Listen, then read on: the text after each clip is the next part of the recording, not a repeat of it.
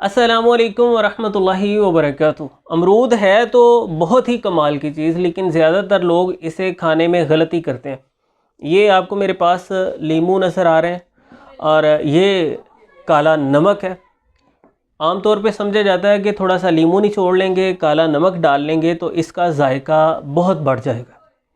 लेकिन हकीकत ये है कि ये सिर्फ़ जायका नहीं बढ़ाता, बल्कि गलती कोई और है। ये डालना गलती नहीं है, वो मैं बताता हूँ। जायका बढ़ाने के साथ साथ ये फ़वाइद को भी बहुत ज़्यादा बढ़ा देते हैं। तो पहली बात जो आपके जहन में आ रही है कि शायद लीमू डालना गलत है या नमक डालना गलत है, तो ऐसा नहीं है। गलती बहुत ख़तरनाक की जाती है और लीमू और नमक के साथ ही उसका ताल्लुक़ है और वो बहुत नुकसान भी पहुँचाती है। उसकी तरफ भी मैं आपको तवज्जो दिलाऊँगा इंशाअल्लाह। बिस्मिल्लाहिर्रहमानिर्रहीम। तो थोड़ा सा हम अमरूद पे लीमू निचोड़ लेंगे, थोड़ा ज़्यादा ही निचोड़ लेंगे बल्कि, और थोड़ा सा हम इस पे काला नमक डाल लेंगे। बिस्मिल्लाहिर्रहमानिर्रहीम।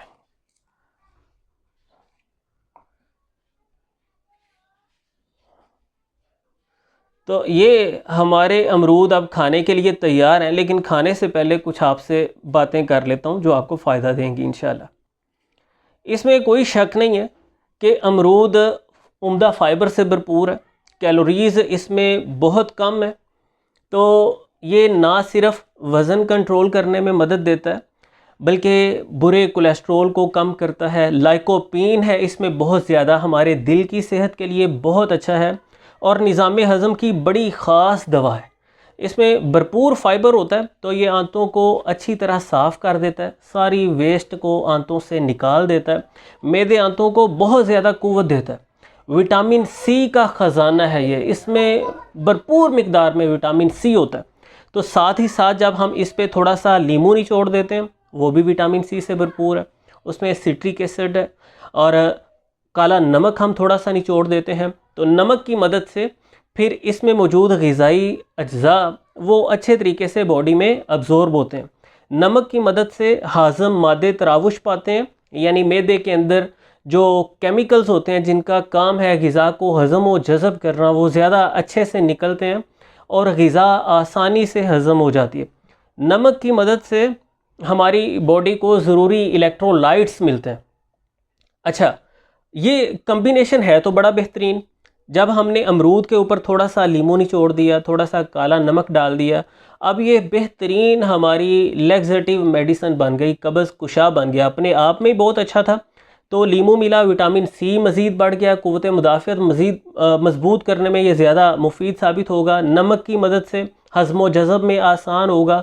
तबख़ीर का, गैस का मसला, ब्लोटिंग का मसला, अफारे का मसला, मैदे में भारीपन, मैदे की कमज़ोरी के मसाइल, वो सारे के सारे हल होंगे और अच्छे से स्टूल पास होगा। स्टूल का जो पैसेज है वो बहुत ज़्यादा आसान हो जाएगा। तो ये बड़ा एक बेहतरीन कम्बिनेशन बन जाता है और बहुत सारी स्टडीज़ इस चीज़ पे जो प्रूव्ड हैं वो साबित करती हैं कि ये ब्लड प्रेशर को कंट्रोल करने में बहुत मुफीद साबित होता है। ब्लड प्रेशर के मरीज़ वो नमक बहुत कम डालेंगे, लीमू भी कम डालेंगे और खैर काला नमक जो है वो सफ़ेद की बनिस्बत ज़्यादा मुफीद रहता है। तो ये ब्लड शुगर को भी मेनटेन रखेगा, खून में शुगर की सतह को नॉर्मल रखेगा, खून की रवानी को बेहतर करेगा, यानी खून की नालियों को साफ़ करके ब्लड प्रेशर को मेंटेन रखेगा, ब्लड शुगर को मेंटेन रखेगा, बदन से फालतू चिकनाइयों का ख़ात्मा करेगा, फालतू चर्बी को ख़त्म करेगा, यानी ज़ायद फ़ैट को बर्न करने में बड़ा मुफीद साबित होगा। गलती क्या, आप उसकी तरफ आते हैं। लीमू में जो सिट्रिक एसिड होता है वो हमारे दांतों को मुतासिर करेगा।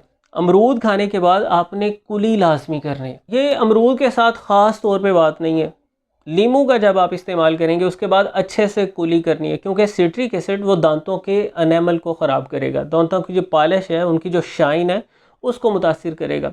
एक तो आपने लीमू ज़्यादा नहीं निचोड़ना, वो हसास मैदे आंतों के लिए परेशान कुन होगा, मसला बनाएगा। नमक ज़्यादा नहीं डालना, मुनासिब नमक डालना। एडिड साल्ट वो हमेशा मुनासिब मिक़दार में इस्तेमाल करना चाहिए, ज़्यादा नहीं डालना।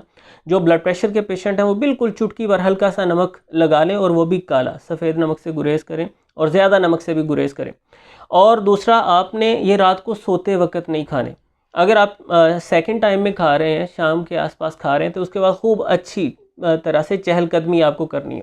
कोशिश करें कि खाली पेट खाएं, क्योंकि उस वक़्त हमारा बदन ग़िज़ाइयत को अच्छे तरीके से जज़ब करने के लिए पूरी तरह से तैयार होता है। हमारे सेल्स को ग़िज़ाइयत की ज़रूरत होती है, तो ऐसे में जब हम मुफीद सेहत बख्श ग़िज़ा खाते हैं वो सही तरह हमें भरपूर फ़ायदा पहुंचाती है। या दोपहर के खाने से 2-3 घंटे पहले, 2 घंटे पहले जब आपको भूख लगी हुई है वो वक़्त बेहतरीन है। अगर आपको हज़म के मसाइल रहते हैं तो खाने के बाद भी अगर आप थोड़ा सा अमरूद खा लें, हल्का सा लीमू और काला नमक डालकर, तो ये निज़ाम हज़म के मसाइल को ख़त्म करने में बहुत अच्छा साबित होगा।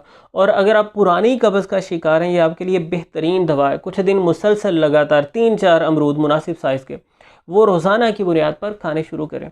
तो इस पे मैं पहले भी तफसीली वीडियो बना चुका हूँ, कोशिश करूँगा उसका लिंक भी आपको डिस्क्रिप्शन में दे दूँ। ये बहुत अच्छी ग़िज़ा है और ये कम्बिनेशन बड़ा बेहतरीन है। सिर्फ जायका नहीं बढ़ाता, फ़वाइद को भी बहुत ज़्यादा बढ़ा देता है, लेकिन इसके साथ साथ जो ख़ुसूसी हिदायत है खाने के बाद अच्छे तरीके से कुल्ली आपको कर लेनी है।